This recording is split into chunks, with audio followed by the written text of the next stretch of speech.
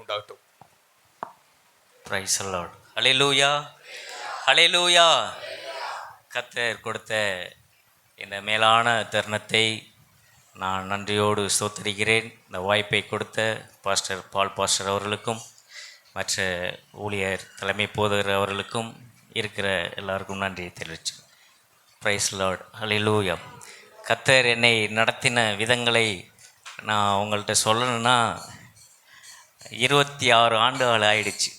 அதனால் 26 ஆண்டுகால அந்த பின்னணியை சொல்கிறதுக்கு டைம் இல்லை. அதனால் எனக்கு கொடுக்கப்பட்ட நேரத்தில் நான் உங்களுக்கு சுருக்கமாய் என்னுடைய சாட்சியை சொல்லி முடிக்க ஆசைப்படுகிறேன். கர்த்தர் எனக்கு 44 வயது ஆகிறது.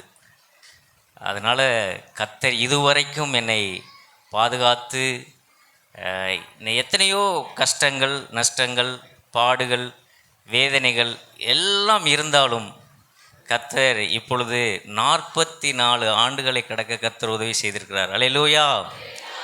அதனால் ஒரு சின்ன ஒரு கோரஸை பாடி நான் கர்த்தருக்கு மகிமை செலுத்த விரும்புகிறேன். இரவிலும் பகலிலும் உம் கை நிழலானதே, எல்லைகள் இல்லாமல் பாதுகாத்திரே. இரவிலும் பகலிலும் அவர் கை நிழலானதே, எல்லைகள் இல்லாமல் பாதுகாத்திரே. எப்படி கடந்து போனது என்று நினைத்தால் ஆச்சரியமே, எதிர்பார்ப்பையும் மிஞ்சிய உமது வழிகள் அதிசயமே.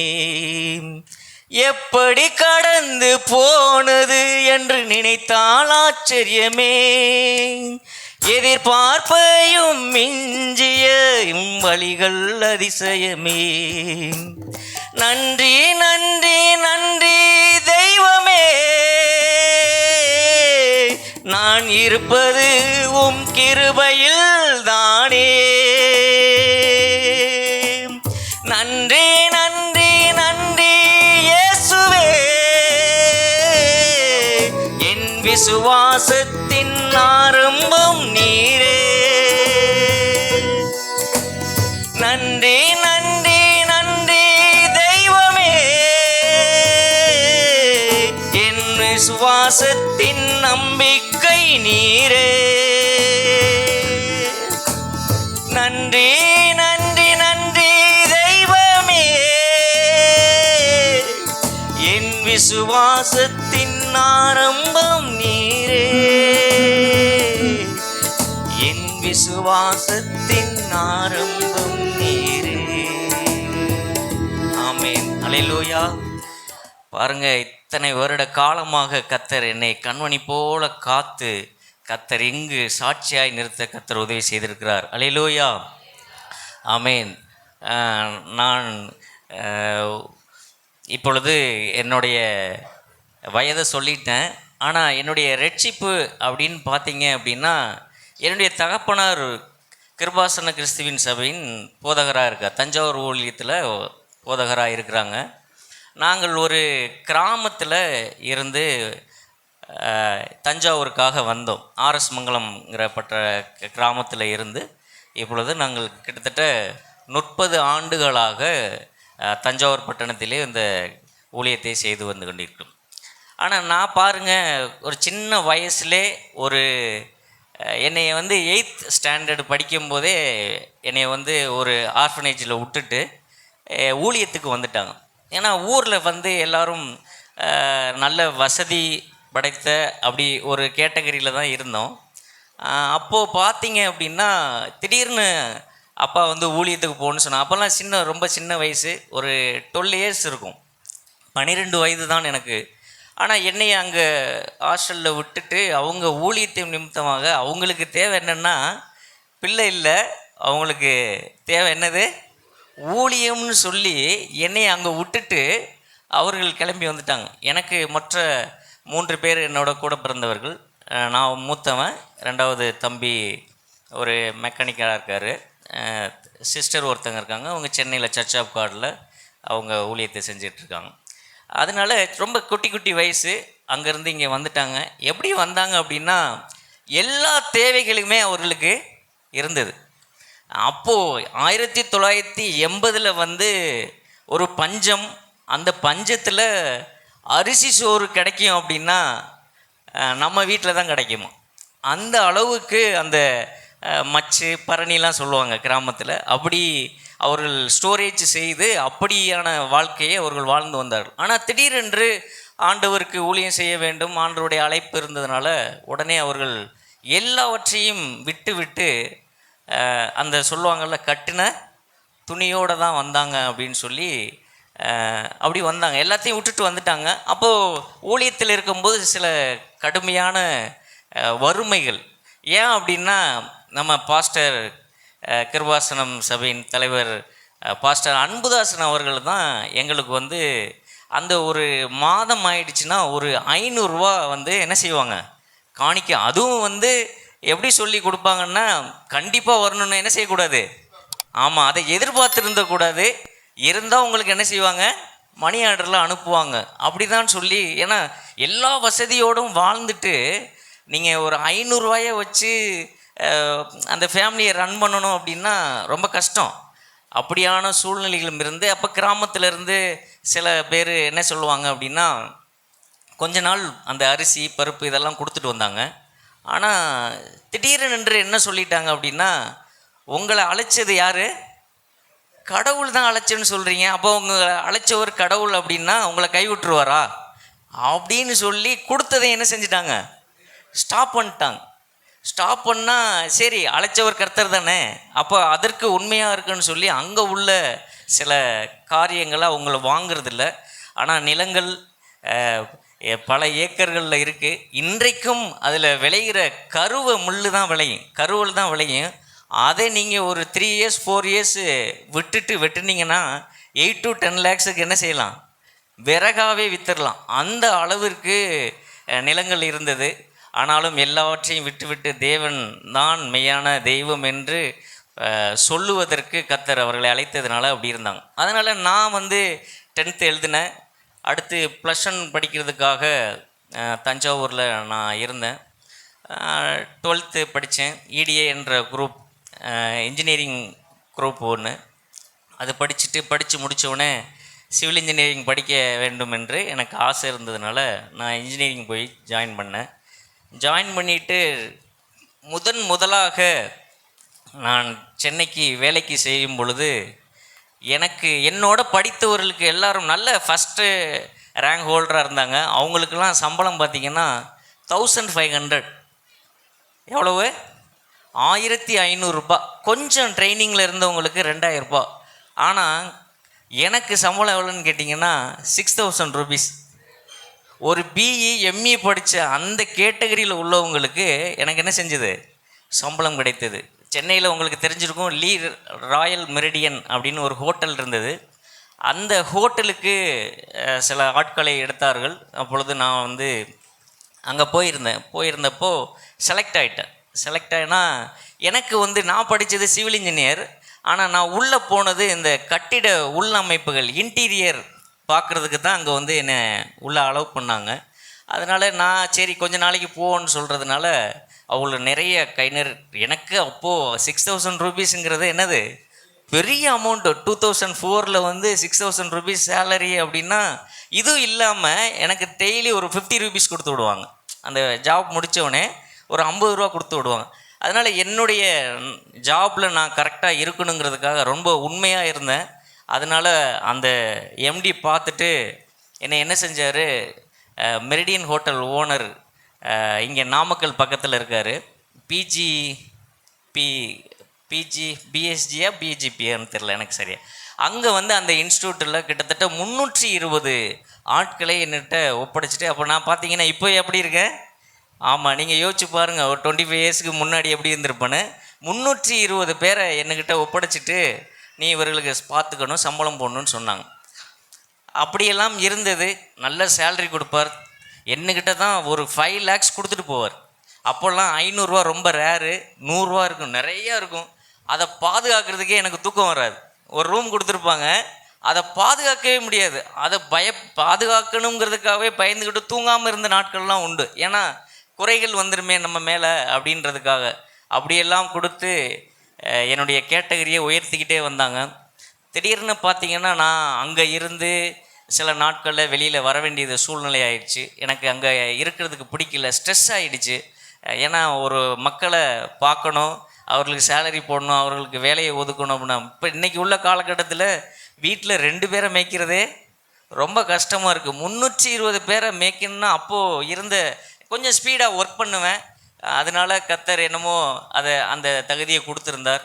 ஆனாலும் இப்படியே இருந்த காலத்தில் பாருங்கள், நான் வந்து ஒரு பாஸ்டர் குடும்பத்தில் பிறந்த பையன், ஆண்டவருக்காக ஊழியம் செய்கிற பையன்.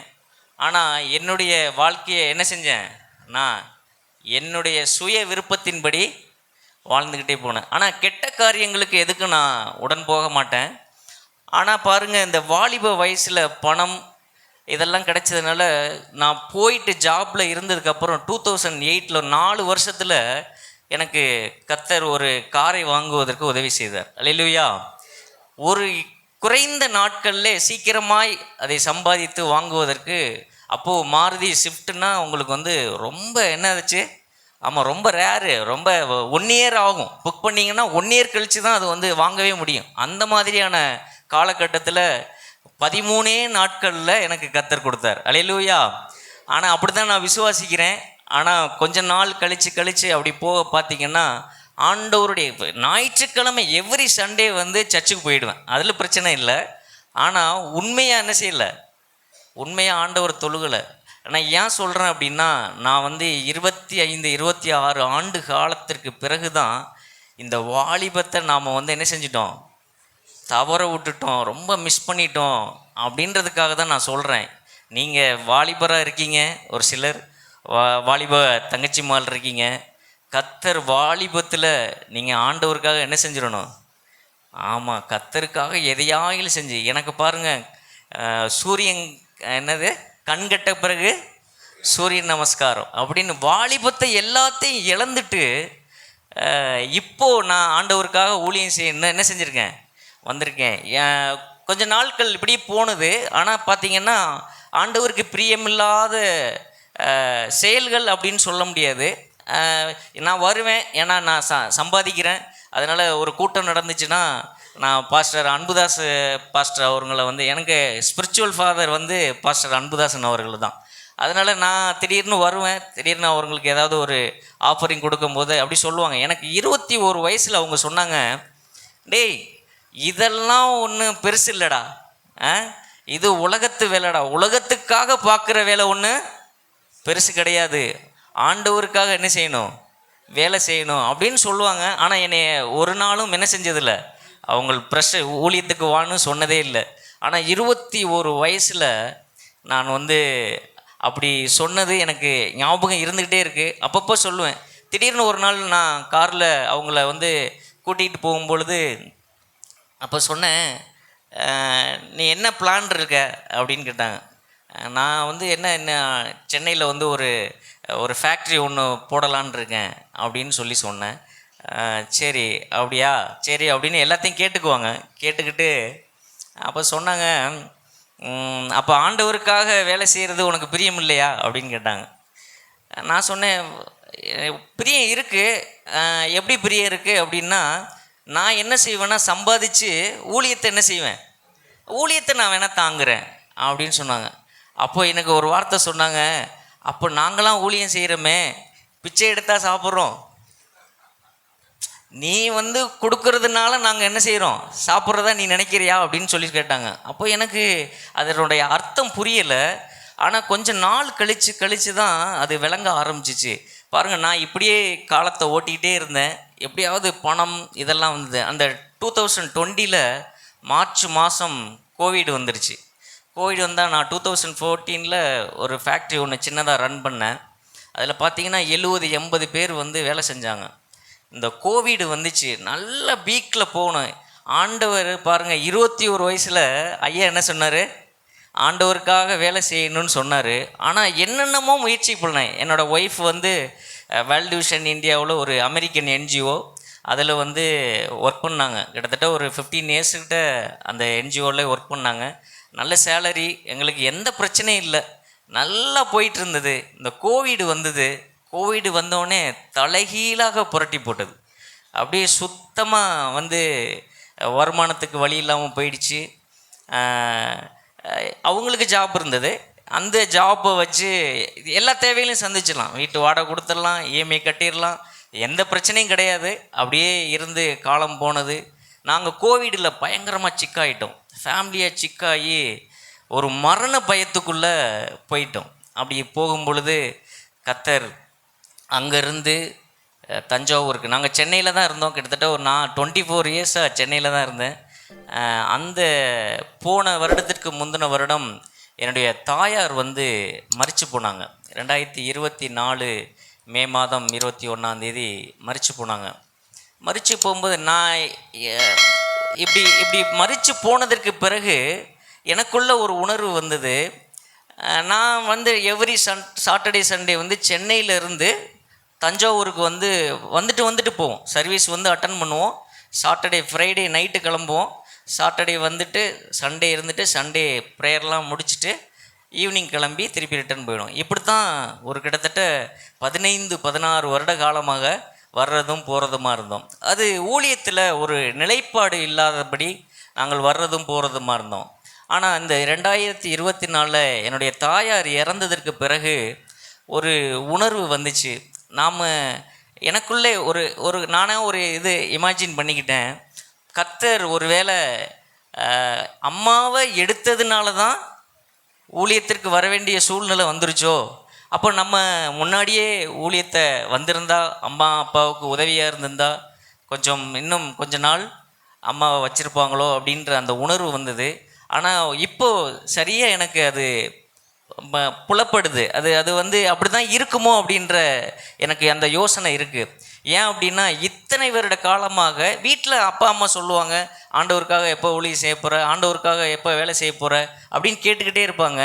ஆனால் அதற்கெல்லாம் நான் வந்து தட்டி கழித்தாத போல் 25 ஆண்டுகளை என்ன செஞ்சாச்சு, கழிச்சிட்டே வந்தாச்சு. அதனால் நீங்கள் வந்து வாலிபர்களாக இருக்க நீங்கள் ஒரு நாளும் இந்த வாலிபத்தை என்ன செஞ்சிடக்கூடாது, இழந்து போயிடவே கூடாது. அதனால் ஆண்டவருக்காக ஏதாவதும் ஊழியம் செய்ய கர்த்தர் உதவி செய்யணும். அதனால் கர்த்தருக்கென்று எதையாவது என்ன செஞ்சுருங்க. ஆமாம், இப்பொழுதே உண்மையாய் ஆண்டவருக்கு தாவீது எப்படி அவருக்கு இருதயத்திற்கு ஏற்றாற் போல இருந்து வாழ்ந்தாரோ, அதுபோல் நம்மளும் என்ன செய்யணும், அவருக்கு பிரியமாக இருந்து வாழணும். அதனால் நான் ஒரு நாள் தான் இந்த மீட்டிங் வந்து அட்டன் பண்ணிட்டு போகலான்னு சொன்னேன். அண்ணன் சொன்னாங்க, இல்லை நீங்கள் ஒரு நாள் வந்து பாருங்கள், 3 நாள் என்ன செய்ய மாட்டீங்க, போக மாட்டீங்க அப்படின்னு. அப்புறம் பாஸ்டர் ஜெபா பாஸ்டர் அப்படின்னு சொன்னோடனே, ஆமாம், இடிமுழக்க பிரசங்கியார்னு முன்னாடி ஒருத்தர் இருந்தார், ஜஸ்டின் பிரபாகர். ஆமாம், அவர் மரித்து போயிட்டார். அதனால் இப்போ நமக்கு கிடைச்ச இடிமுழக்க பிரசங்கியார் பாஸ்டர் ஜெபா பாஸ்டர் அப்படின்னு சொல்லி, நான் சரி இந்த பிரசங்கத்தை கேட்க ஆயத்தமானேன். உண்மையிலே நேற்று நான் ஃபஸ்ட்டு மீட்டிங் மிஸ் பண்ணிட்டேன். கொஞ்சம் வேலைகள் இருந்ததுனால அதை சரி செஞ்சுட்டு வந்துடுறதுக்கு லேட் ஆகிடுச்சு.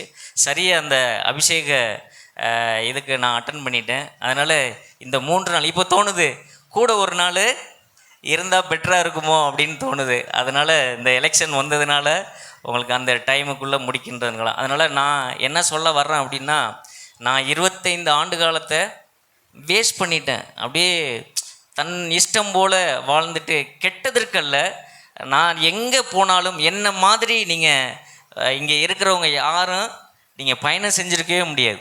என்ன மாதிரி டூர் போயிருக்க முடியாது. எவ்ரி சாட்டர்டே சண்டே ஆயிடுச்சுன்னா என்ன செஞ்சுருவேன், ஆமாம், டூர் போயிடுவேன். என்னுடைய கார் இப்போதைக்கு 4 லட்சம் கிலோமீட்டர் ஓடி இருக்கு. எத்தனை கிலோமீட்ரு? 4 லட்சம். இதற்கு முன்னாடி 2 கார்கள் யூஸ் பண்ணேன். அதற்கு முன்னாடி என்னட்ட நண்பர்கள்லாம் கார் கொடுத்தாங்க அப்படின்னா 3-4 டேஸில் ஒரு 6000 கிலோமீட்டர் ஓட்டி தான் கொடுப்பேன். அதனால எனக்கு பயந்துக்கிட்டே என்ன செய்ய மாட்டாங்க, கொடுக்க மாட்டாங்க. சில பேர்லாம் நீயே வச்சுக்கன்னு சொன்னார். ஏன்னா அந்த காரை திரும்பி வாங்குறதுக்கு அவருக்கு என்ன இல்லை, பெரிய இல்லை, அந்தளவுக்கு போட்டு அடித்தாச்சு. அப்படியெல்லாம் வேலைகள் இருந்தது. அங்கே இங்கே சுற்றுறதுனால அப்படி வேலை இருந்தது. அதனால் நான் வேலை செய்வதில் ரொம்ப தீவிரமாக இருந்தேன். அதனால் கர்த்தர் என்னமோ எல்லாத்தையும் விட்டுட்டு இப்போ கத்தருக்காக ஊழியம் செய்ய நான் தஞ்சாவூர் வந்திருக்கேன். அல்லேலூயா. கத்தர் எங்கள் ஊழியத்தை நாங்கள் சிறப்பாக செய்யணும். கத்தர் எங்களை எடுத்து பயன்படுத்தணும். மரங்கள் வல்லமைகளை தரணும். அதனால் காலம் போயிட்டே இருக்குது. அதனால் கத்தர் இத்தனை நாட்கள் எவ்வளோ நாட்கள் வைத்திருப்பார்னு தெரியாது. கத்தர் இத்தனை நாட்கள் என்னை பாதுகாத்து வந்து கத்தர் தயவாய் நடத்தின கிருபைகளுக்காக கத்தருக்கு நன்றி சொல்கிறேன். நீங்கள் யாவரும் எங்கள் ஊழியத்திற்காக ஜெபிக்கும்படியாய் தாழ்மையாய் வேண்டுகிறேன். Thank you pastor. கத்தர் நல்லவர். கத்தர்